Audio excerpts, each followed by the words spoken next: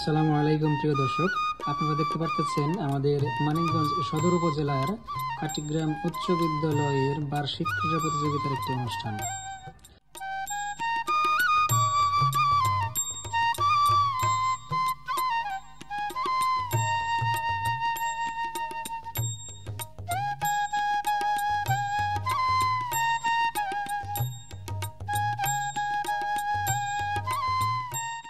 আর এই বার্ষিক ক্রীড়া প্রতিযোগিতার অনুষ্ঠানটি অনুষ্ঠিত হয়েছে কাটিগ্রাম উচ্চ বিদ্যালয়ের পাশেই কাটিগ্রাম স্পোর্টিং ক্লাবের মাঠে।